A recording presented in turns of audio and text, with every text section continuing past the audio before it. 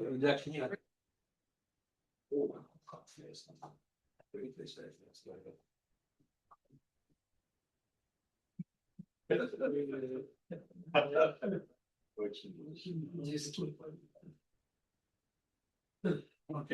the first talk of our afternoon session is by Leonid Polterovich, who will be talking about mathematics of egg beaters. Thank you very much. So I thank the organizers for this invitation. So great honor for me to be actually in front of two my school teachers. Yeah, so Boris, of course, and Sergei Tabachnikov. Yeah, so I must admit that my probably first encounter with the analytical systems happened in ninth grade, where Boris, who was kind of teaching us basics of linear algebra in school number 2, by some unclear to anybody reasons, decided to explain to us phenomena of logic theory.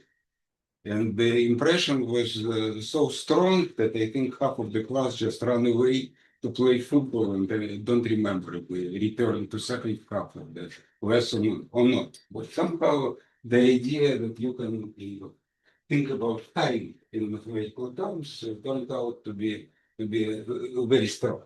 So I will today talk on something certainly related to dynamical systems. So the title is indeed the mathematics of egg beaters. We will see what is an egg beater at the very obvious. Okay, and it's based on joint works with Lev Bukovsky. So I think Lev is here in the audience. Yeah. So Lev Bukovsky.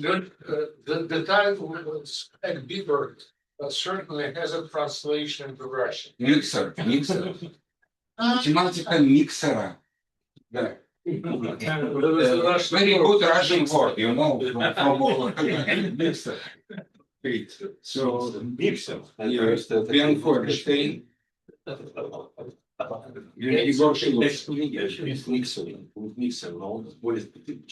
Okay, and I decided to make some kind of adaptation of this work to make it accessible, probably for general audience. We'll see. Okay, so in any way, so we will leave most of the time on the disk. So disk is just subset of the plane, e squared plus q squared less than 1. So this is a disk in the plane PQ. Okay, and by definition, so because we're talking dynamical systems, so we will consider something which is called Hamiltonian diffeomorphism.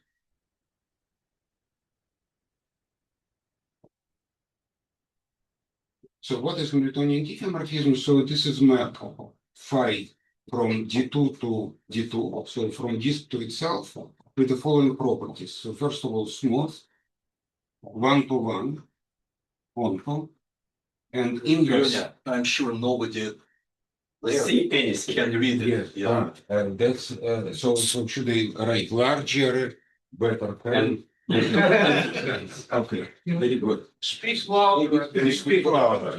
Okay, so okay, I will increase. So once again, so we have this, we have a map from disk to itself, which is smooth, so differentiable, one-to-one, inverse also smooth. So this is first property.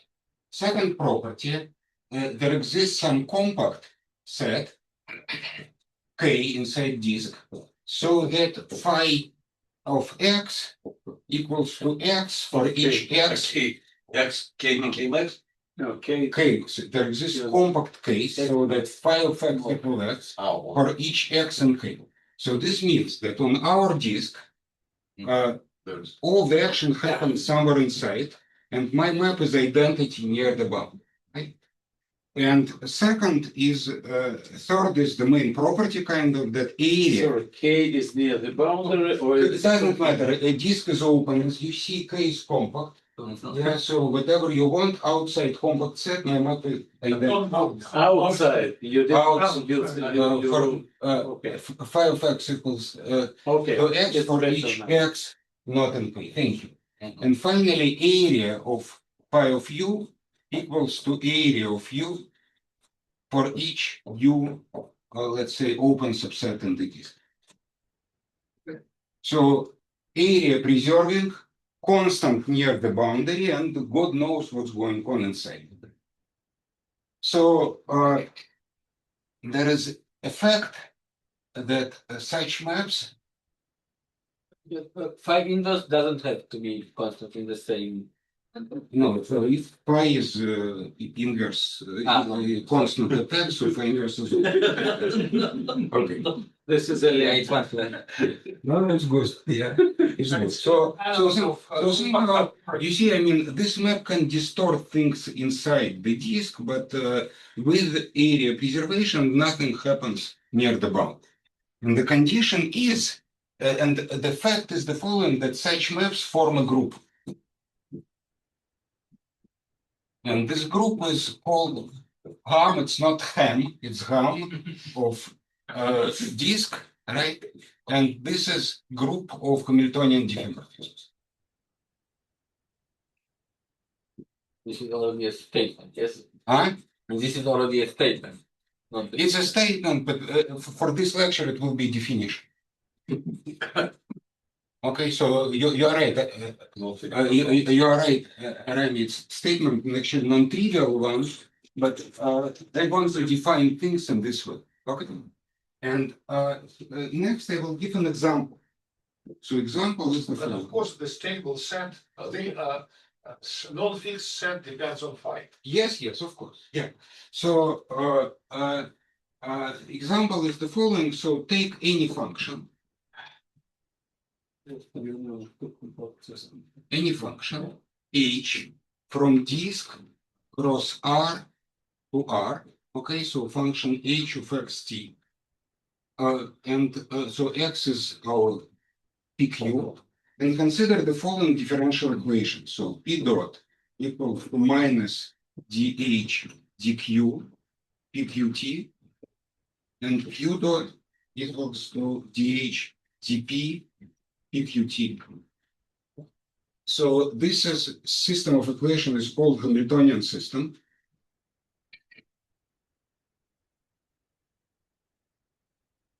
Okay, so by the way, if your Hamiltonian H is p squared over 2 plus u of q, is not very good Hamiltonian in our sense, because kind of on the boundary it doesn't behave well. But I mean, this equation will look like this, that p dot equals to minus u prime of q, and q dot equals to p, so we will get that u second derivative, so this is acceleration, equals to minus u prime of q, which is force. And if we will think that mass equals to 1, so this is exactly Newton's second law. Okay. So this system of equation is kind of absolutely fundamental in physics, right? But we will assume, of course, kind of that Hamiltonians are compactly supported. So this means that H equals to 0 when PQ does not lie in our compact X. And so then solution of this system, so which sends initial condition P of 0 to P of T, U of T, is our Hamiltonian difference. Is it uniform in T? Huh?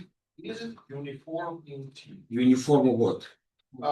So vanishing of the Hamiltonian. Yes, that's good question. So let's think that T belongs to 0, 1. Okay, don't catch me. Yeah. So you're asking the right questions, but not here, not now.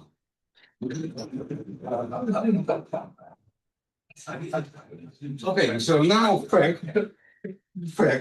So remark. So why this thing is why area preserved? Because what we can do, we can take divergence of vector field minus dh dq, dh dq, dh dp.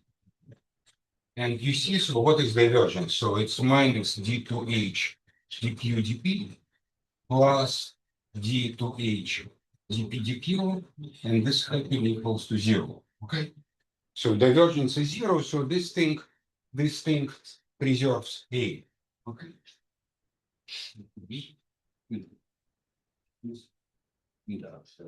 Okay. So now comes uh,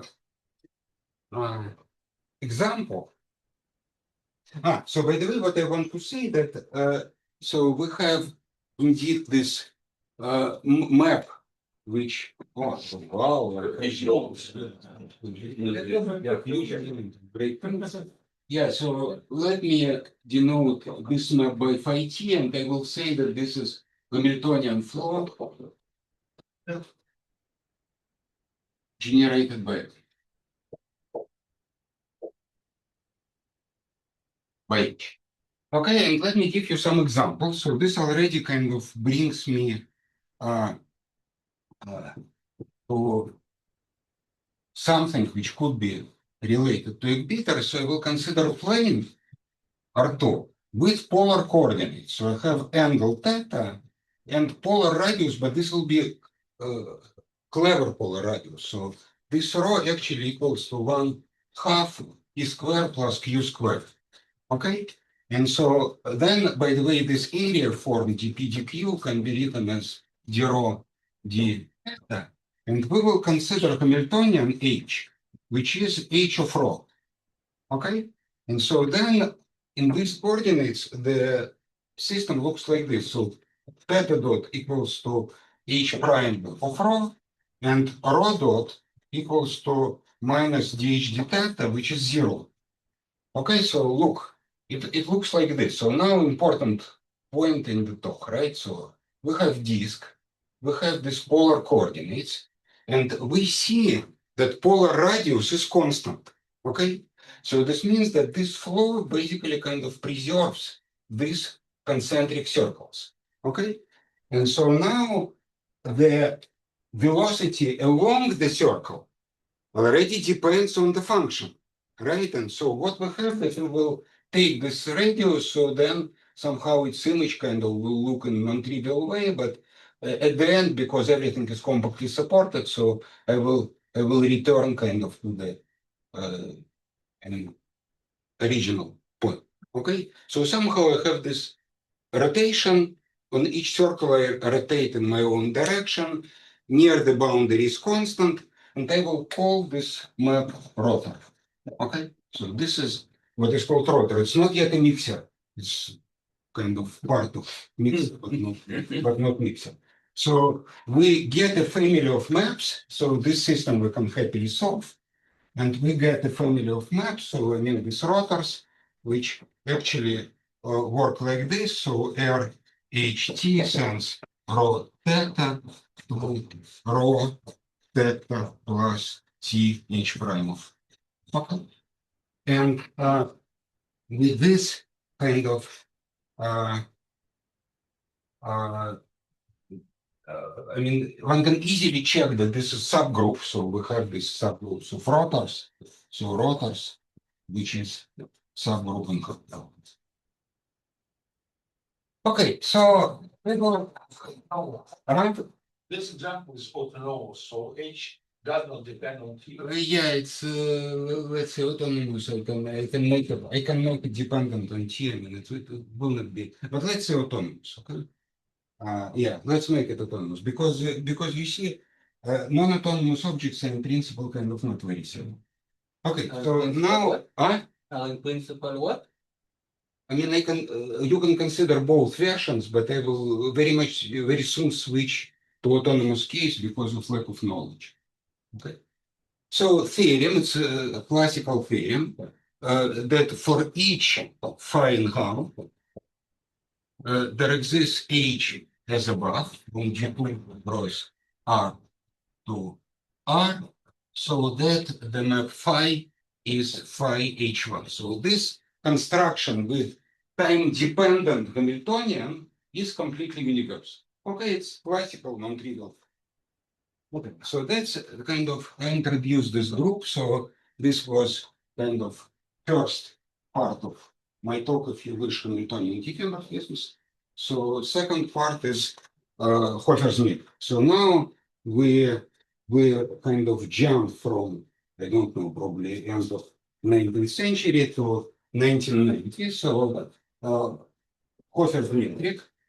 So Helmut Hofer is a mathematician, Einstein, and in 1990 he came up with the following construction. So for phi, given phi and gamma, so he came up with the following quantity. So norm of phi equals to inf over all h, so that phi equals to phi 1h, integral from 0 to 1, maximum over x and d2, nor h of xt dt.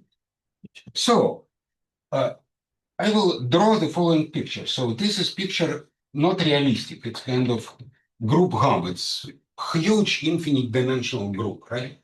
So what we do, we take identity, we take our map phi, and we consider all possible curves joining identity and phi. Okay? So each such curve geometrically is a curve and dynamically is a dynamical system, a flow which is generated by some Hamiltonian h of xt. Okay? So what we do, we kind of we just over all such Hamiltonians, we define the maximal norm of the energy which generates our map. Okay? And so then we take infimum over all Hamiltonians. So this is the procedure. So we're trying to answer the question, what is the minimal amount of energy needed in order to generate given map? Okay?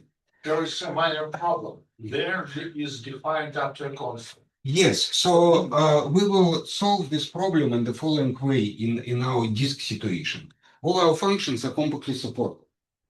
So this means So you that- establish Yeah, one condition, yes, I don't zero. yes, and on closed manifold I have two options. Either I will indeed consider kind of maps with zero mean, which is kind of pretty cultural option, or I will just ignore this and still kind of, I mean, if constant is very large, so this thing becomes large. So minimization procedure is very good.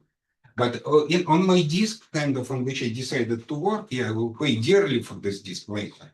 But at the beginning, it's very nice. Yes.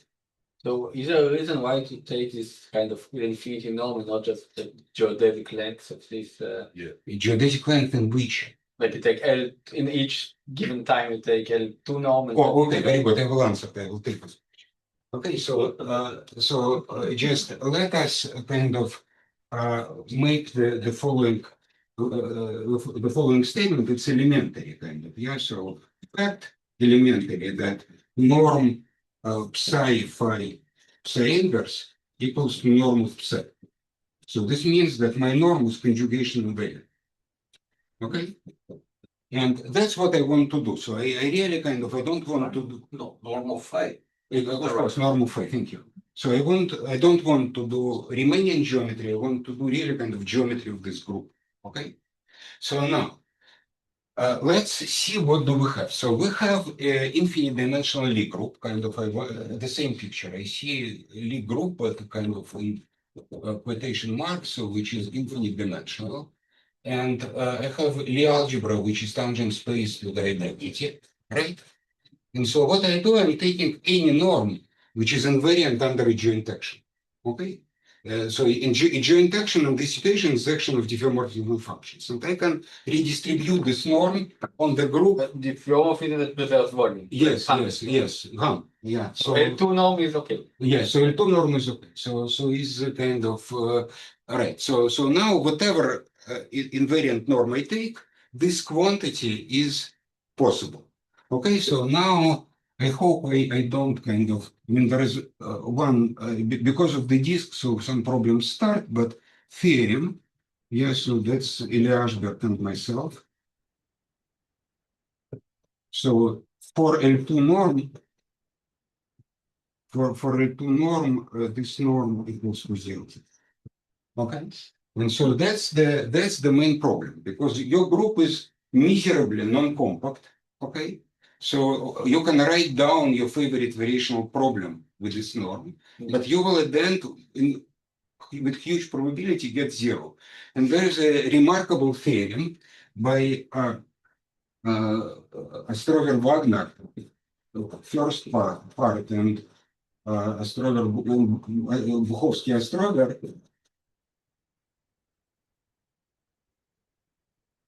Okay, which said the following thing that basically, if you want to have this non-degenerate, yeah, so you should take metric which is equivalent in the sense of functional analysis to infinity.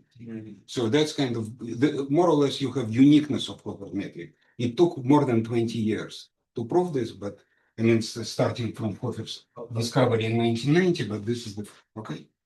So now. Yeah, I probably missed it before, but now I see it. So it's you still integrate over t, and the maximum is only over x. Yes. Yes, and okay, the integrated, so- it's not so essential. In principle, you can take maximum also. Yeah, I mean, it's not. But then it's fit into Yeah, this but the picture. definition is as I give. Yeah. And So then it it's- fits into this picture. Yes, that's yeah, it's really relevant. Yeah. Okay. So now what I want to say that this thing is miracle. So why? Yeah. So why this theorem by Hofer is miracle? I mean, this one. Yeah. This So is what is the theorem? Sorry. Okay. So theorem by the Hofer that if psi is not identity, so the norm of psi is positive. Okay. And with this thing, you can immediately define distance, d between phi and psi, because it's being invariant, it does not mean in which order I write. This is just norm phi inverse psi. Okay. So why it's miracle? So I will kind of at this point preach it. Yeah. So this group for a closed manifold is simple. So if I will take, for instance, not disk, but sphere or torus or whatever, simple in algebraic sense, meaning that every normal group is either identity or everything. Not closed, just any normal subgroup? Yeah, any normal subgroup is a very difficult theorem. So the first person, probably in dimension 2, it's actually due to Thurston. Okay, but in general, symplectic manifolds is due to Banyaga later, and it involves hard analysis, and hard algebraic topology. Okay, but this is known fact. Yeah, it's at the end of 80s, this was known. It's not kind of pseudo-homomorphic curves. Okay, so in finite dimensional, if you have a finite dimensional Lie group, which is simple and which has B-invariant metric, it must be compact. This is a statement, I mean, you can extract it from Milner's book. So Milner proved this for Riemannian metrics, and from Finsler metrics, you just take John's ellipsoid and you are done. Yeah. So the fact that on such miserably non-compact group, there exists such a metric is already something. So this means that this non-compact group has some compact features, okay? And this is something which we encounter, I mean, in various situations. Yeah, but I will kind of still focus on some pretty specific thing. Okay, so I am interested in the following. Okay, so we probably let me say one more word that this metric is really bi-invariant, meaning that d of theta phi theta psi equals to d of phi theta psi theta equals to d of phi psi. Okay. So we have the remarkable metric, and so then this opens up a prospect to think about dynamics geometrically. Roughly speaking, kind of a dynamical system is a curve on the group. So let's try to understand geometric properties of this curve, and we'll kind of maybe we'll understand something about system.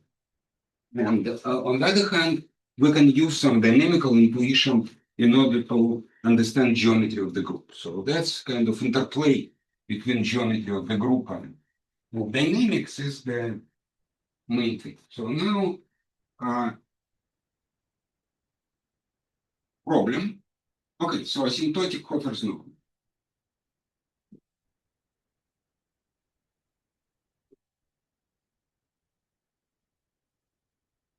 is the following thing. So we take phi in RAM, and we notice that phi in the power m plus n is less or equal than norm phi in the power m plus norm phi in the power n. This is triangle inequality.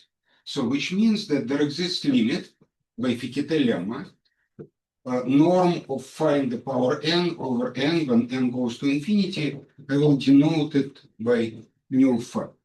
Okay, and so conjecture is the following. Actually conjecture on this, if you wish, on this disk already, right? So if nu of phi equals to 0, so then this all the sequence norm phi in the power n is bounded. Okay, so couple of remarks concerning this conjecture. So first of all, note that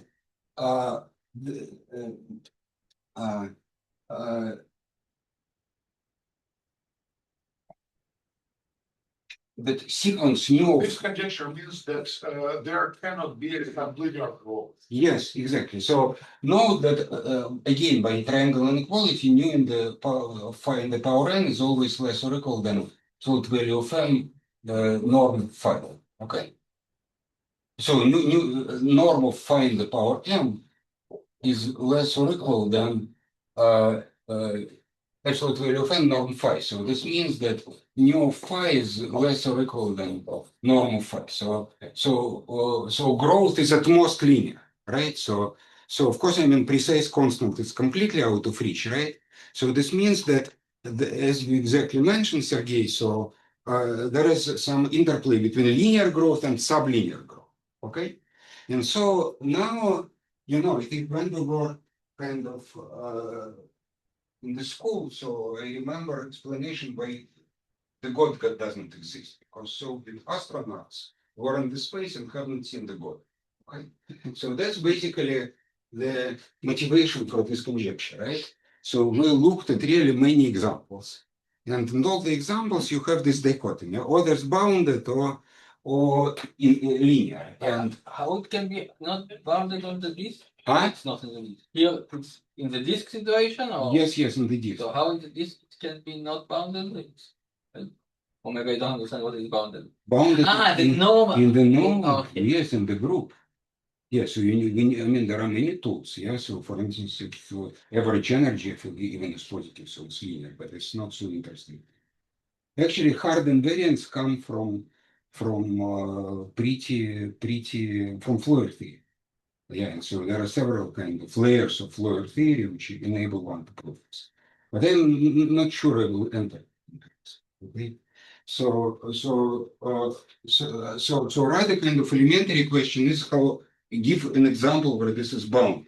And here is an example. So here is a nice example of something which is called reversible system. So this is a term which exists in mathematics. So you consider kind of two disks, sub-disks in my big disk, and I consider Hamiltonian and inverse Hamiltonian, right? And I have kind of a map which takes a picture of kind of one disk to another disk, right? So all this will give you, it's a little exercise to the following fact that phi equals to phi inverse.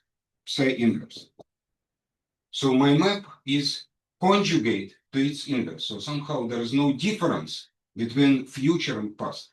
But then look what happens. So then we can say that phi in the power to n equals to phi in the power n times phi in the power n. Yeah, and so this is phi in the power n, psi in the power minus n, psi inverse. And now I use B invariance. So I can estimate that norm of this is norm of psi. Norm of this is norm of psi also. And so this means that norm of phi in the power to n is less or equal than 2 norm of psi. So for such kind of specific map, you have bounded thing. And for all powers kind of add norm of psi and you are done. Okay. And So this example confirms that there was a genuine dichotomy. Huh? That's There was a genuine dichotomy. Yes, I want to prove genuine dichotomy. The only problem is that I can't. Okay? So You need to exclude the intermediates. yes, and that's the problem which occupies my mind for probably 2 decades ago. But not only this year, but in particular okay. But okay, if we cannot solve the very difficult problem, so let's solve just a difficult problem. Okay. So next I will simplify the problem a little bit. Okay, so I want to remove this picture from the whiteboard. Okay. So one parameter subgroups. So one parameter is a third topic, one parameter subgroups, one parameter subgroups. So fact from ODE. So assume that H equals to H of PQ, so does not depend on T. So then we have actually this map from R to GAM, which sends T to phi HT, is group homomorphism, which in simple words means that phi HS times phi HT equals to phi H S plus T. Okay, so this is nice thing from algebraic viewpoint. Okay, and you can. It doesn't depend on the Hamiltonian properties. So Yes, absolutely. Okay, so such things are called autonomous. My challenge was to explain what I want to explain is absolutely minimal generality. Okay, but I must admit that this conjecture there is no much results besides what I will talk today. Okay, so this whole conjecture is pretty much open. Anyway, so there is another feature. So these autonomous things are nice because you have energy conservation. So from mechanical viewpoint, what you have that h of phi ht x equals to x, h of x, which means the following, by the way. So this means that if you let's say your function looked like this. So this is your function h, right, on the disk. So this means that level set of h are constant. And in principle, as dynamical object on the disk, such Hamiltonian flow is pretty simple. You see closed curves, they are obviously periodic orbits, so you have periodic motion on each curve with its own period. And okay, there is this separatrix which carries slightly different motion, but this is not very important. So you assume that H is nice small function, or it can be H is autonomous. It doesn't depend on T. Yes, yes. If it's not the level set can be cancel set. Yes, in principle, this is also possible. But yeah, but I mean for this picture, I assume nicely. Yeah. Okay. So now I can probably take course for formulating the main result.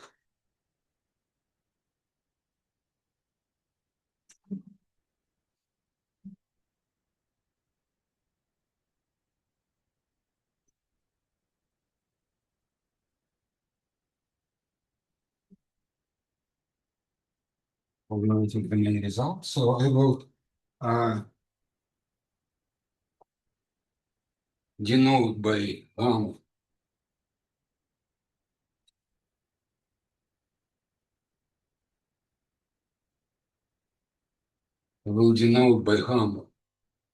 head of D2 completion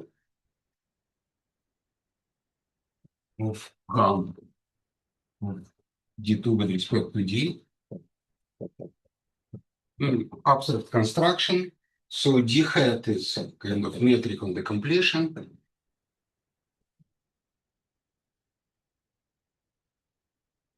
And D is Hofer metric.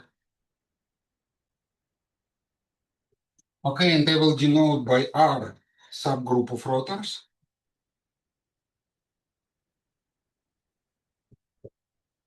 So rotors you see over there, and R hat is its completion.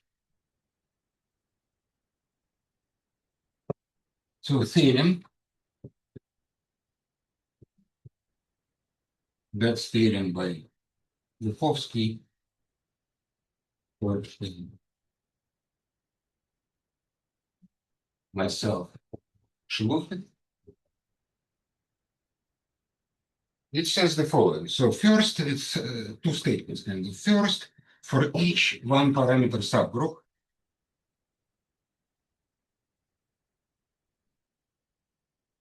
the subgroup FT in GAM,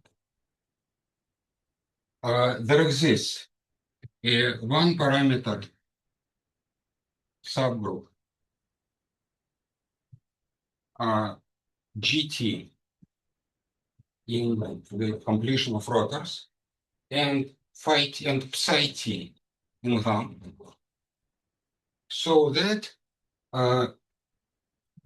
distance between psi t, ft, psi t inverse, and gt is less or equal than some universal constant. Okay, we have 90 for the disk probably okay 30 pi is good, but and we don't know it, of course. Okay, and then you have the following thing. So if this GT is not one, so then growth when t goes to infinity, d from 1 to gt divided by t is strictly positive. Okay. So some discussion is of order. So that's the main result which I wanted to show today. Okay. And That the rotors exhaust more or less. okay, I will now try to give several kind of. So first of all, let's pick kind of fruits which are hanging lowly, kind of, yeah. So we immediately get solution. So first thing which we get immediately, so solution of conjecture, right? So for autonomous maps of D2, right? Because what do we have? So we can conjugate any one parameter subgroup. Yeah, conjugation depends on time. To a subgroup in rotors. So that distance is finite. So it's conjugation up to finite error. Okay. And then I mean, if this has linear growth, so then this has linear growth, right? And if this is identity, so then kind of we're at finite distance from data. Yeah. I probably don't really understand one. So what the claim is that you can conjugate it to something which is close to rotor? No, it's just incompletion of rotors. It's I mean, think about rotors. The GT is rotor? Or? Yeah, GT is rotor. GT is rotor. Okay, so up to this rotor? yes, and we have Леня, а? ты написал, что GT у тебя в completion. Completion. It is А говоришь? I'm cheating. So it's Sorry. rotor? Yeah, sorry, I didn't want Yeah. to. Completion means closure in Hamiltonian maps? Or? Yes, closure, but in Hofer's map. And what is the F? The F So it takes any one parameter subgroup. Okay, and so I'm doing the following thing. Okay, so let me say it. Our site is Yeah, right. So here is kind of second remark. Maybe it will become more clear what's going on. So imagine this. I mean, remember this analogy with simple Lie group. Okay, and we know that if we have a simple Lie group, let's say simple compact Lie group, right? So then every element is conjugate to element of maximal torus. Okay. Right. So now, arguably, I mean, this subgroup of rotors is one of the maximal tori of this infinite dimensional group of Hamiltonian diffeomorphisms. So what we proved? So we proved the same statement. First of all, not precise up to bounded error and with the necessity to pass to the completion. Okay? So that's kind of what is proved, and that's of course yields our conjecture. But also you need the power two, which is not together. Yes, I need everything. Yes, so But power two is something about these talks. It's just yes, but yesterday exactly kind of we had a long discussion in defense of Feuerstein, so he got master degree, it's his master thesis. So I mean, where is the catch? So I mean, you cannot prove this by kind of easy tools. So it uses Floer theory, and not just Floer theory, but Floer theory on the symmetric product of the spheres. It's actually Floer theory on higher dimensional manifolds and so on. Right? So and the conclusion was like this, that I mean, you use it, of course, more or less everywhere. However, probably the main thing which is unavoidable, this group of rotors is extremely difficult. So even though dynamics is very nice, but possibilities to choose an optimal path is completely transcendental. So you need hard tools in order to put your hands on this. The moment you are settled with these rotors, you are good. You kind of. Then I mean there are some technical so things. one is easier than two. Huh? So one is easier than two. I don't know. Yes, so I think that one is kind of soft, lower. Where is lower? Right. Yeah. So one is soft and two is hard. Right. Kind of. But Yeah. they So both use Floyer. And yeah. So our proof is probably not optimal. So we use a little bit kind of. But I think that if we decide not to worry about small things, so one can be done with soft tools, and this completely not. So there seems to be some symplectic rigidity. Yes, it's all about Floer theory, but this will be all under the carpet. Okay, and I will go at this point to new destinations. Okay. So because again, I want to my challenge was to give a kind of popular lecture. Okay, I don't know if I succeed. So so finally we're arriving to the last theme of the lecture.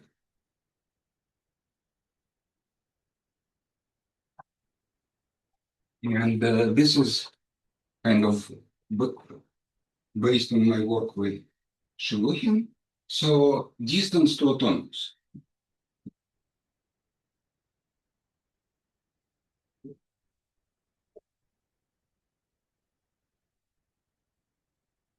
Okay, so somehow I probably convinced you that autonomous diffeomorphisms are very interesting. So they have simple properties, so somehow they follow both algebraically and dynamically. And in principle, one cannot rule out the following phenomenon, that everything is autonomous. So let's say every diffeomorphism is distance 100 from the autonomous. Okay? And this turns out to be a famous question in various kind of contexts. So I think it started with words of Jacob Palles and independently Misha Brin, right? So son of the founder of Google, founder of Google, yeah. They proved remarkable theorem. Okay, and the remarkable theorem is the following: that being autonomous, I mean, they did not consider area preservation, so they just consider smooth diffeomorphisms of some smoothness. So being autonomous is very rare property. So Bending free in a flow is extremely rare. yes. So somehow it's impossible given generic diffeomorphism to come and insert into the flow. Okay. And then the questions are what the abstraction. So there is a remarkable abstraction due to Miller. So you see the question was of interest to serious people, right? So notice the following thing, that if phi is autonomous, so let's say ft, so then you can take square root of phi. So if you will consider ft over 2 squared, so this is exactly ft, okay? And so Milner found abstractions to being squared. So look at primitive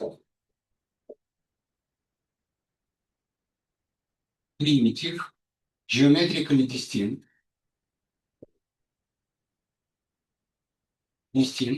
two periodic orbits.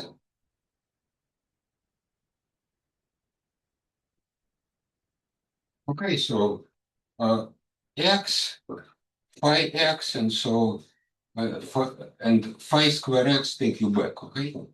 And so then if phi equals to psi square, so then you have the following picture. So you have x, psi x,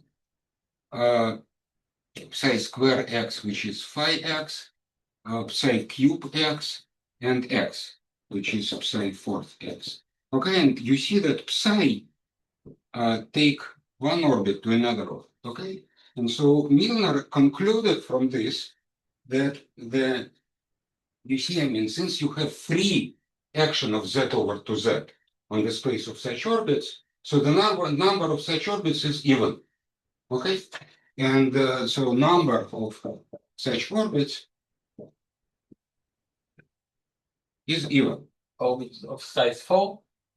Orbits, so okay. So Order of 2. yeah, of period 2, so primitive geometrically distinct two periodic orbits is even if phi equals to psi squared. Okay, so this is constraint, and then you can play with this constraint. So it's very, very kind. It is avodah. Why? Because actually the explanation of construction of abstractions for embedding of a map into a flow Yes. is explained best when the map has hyperbolic explain. Yeah, that's also true, but I'm not giving this just, for cultural development of the listeners. The point is that our approach is based on generalization of this criterion to Floer theory.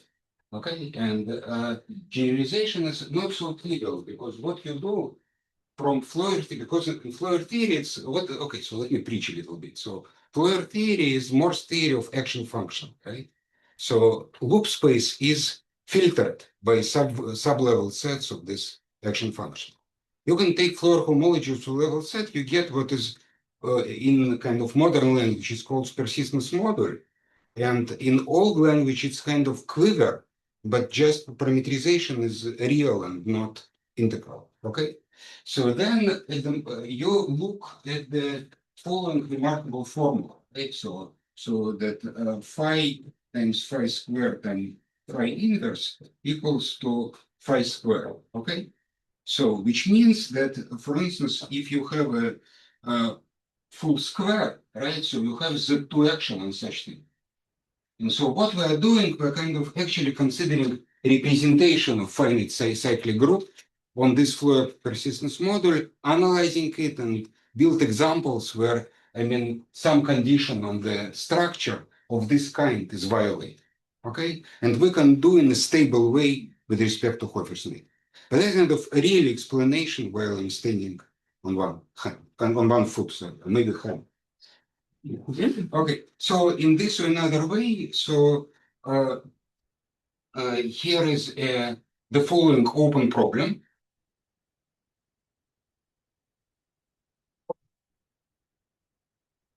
Yeah, so that's another open problem.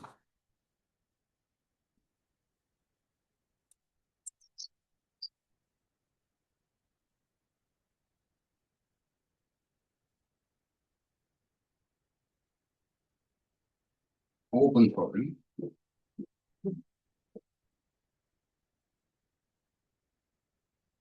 Okay, so let's say, does there exist sequence phi lambda in gamma so that distance from phi lambda to autonomous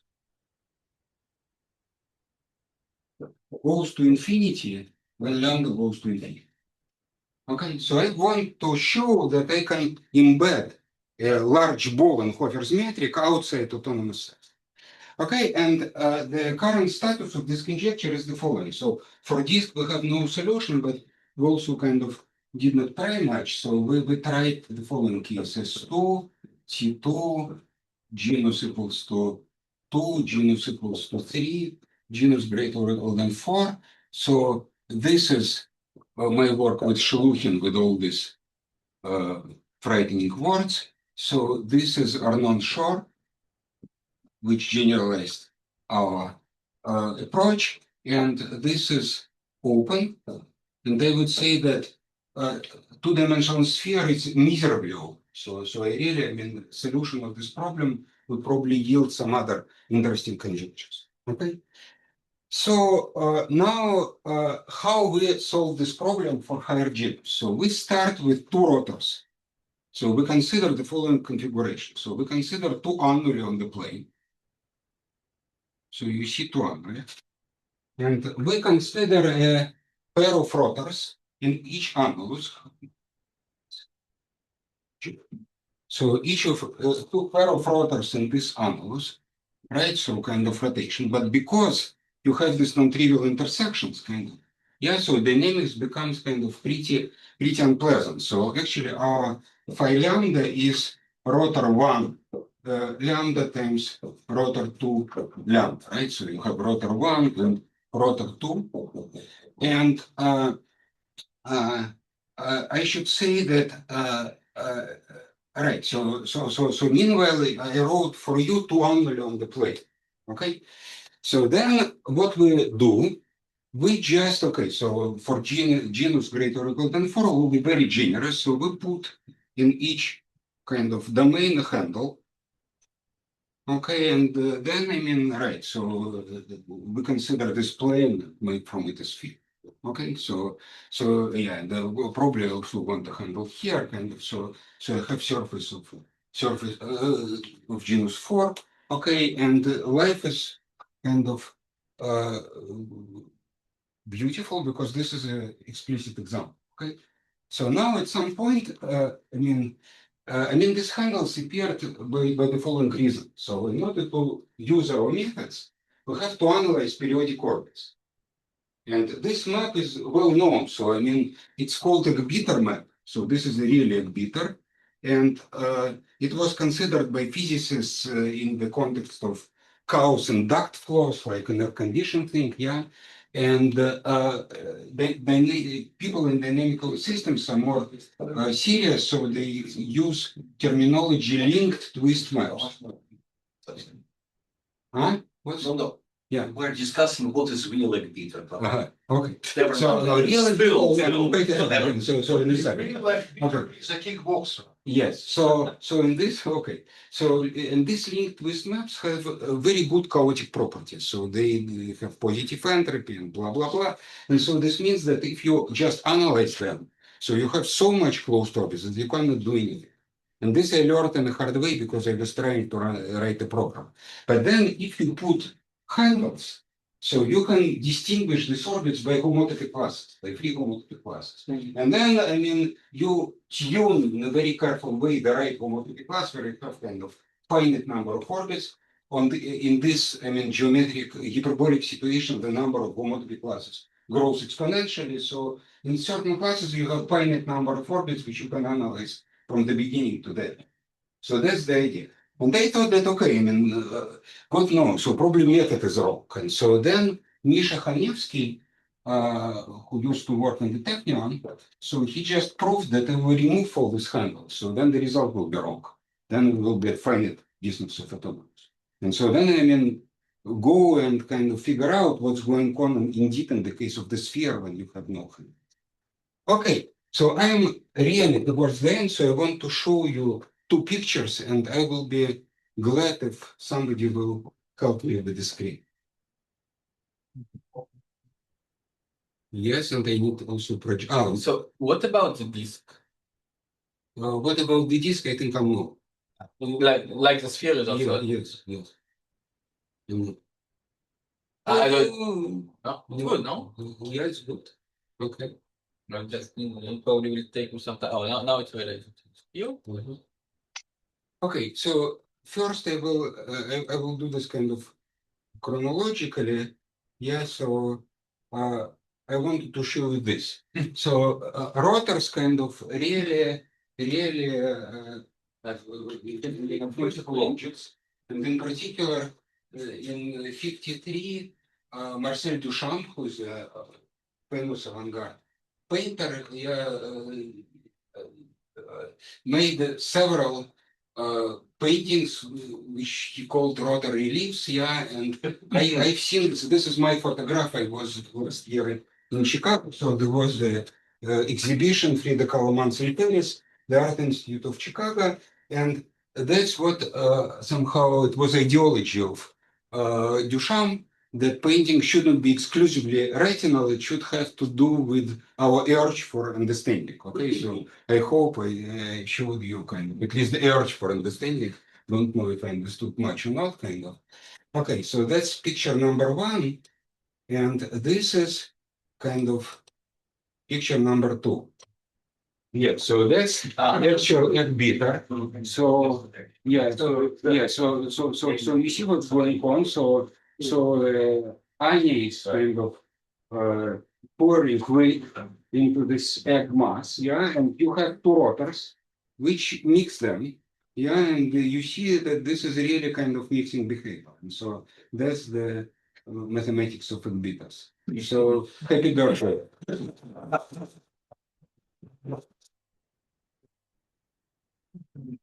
It's not really crazy. Did you hear anything about the non-linear Stokes phenomena?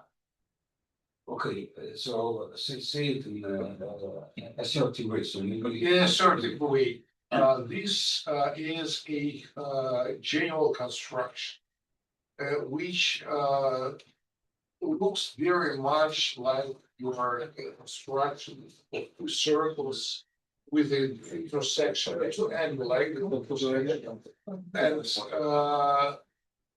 the figure in each angle is simple, but once you superimpose them on the intersections, it is very complicated and leads to chaos and all other things. okay, So, no, it didn't. This situation is very well studied in the local theory of holomorphic dynamics, where you can normalize a map, in particular embedded into a holomorphic flow, but not in a data put on a singular item, but rather in some center-like neighborhood. And but the two embedding maps are not obliged to agree on the intersections. And in fact, one of the central results of this area is that all disagreements are possible. So in particular, this explains why UFOs never can invest such a holomorphic map into flow. And then there are lots of other examples. But the second observation is that both in this theory, there is a formal theory, which, well, I do not know whether there exists a theory that allows to formally conjugate your Hamiltonian map with a rotor. So once again, I never thought about those things accurately, but it looks like there could be a kind of AF theory, Kolmogorov-Hartmann theory, which would give you a solution, which is formal, but which cannot be summed up in a. So you say that this can be used as abstraction to This is a gut feeling. Okay, interesting. Thank you very much. More questions? Leonid, in this Milner statement, is it assumed that these orbits are somehow non-degenerate? Not yet. No, This is not all we nothing, have. no Yes, assumption. yes, but just simple. So he distinguishes between kind of fixed points, which are also two periodic, but y periodic and geometrically distinct. I think that's it. I mean, for our analysis and for table, of course, we knew that everything would have changed. We knew that it's just that. No questions? Other comments. Okay.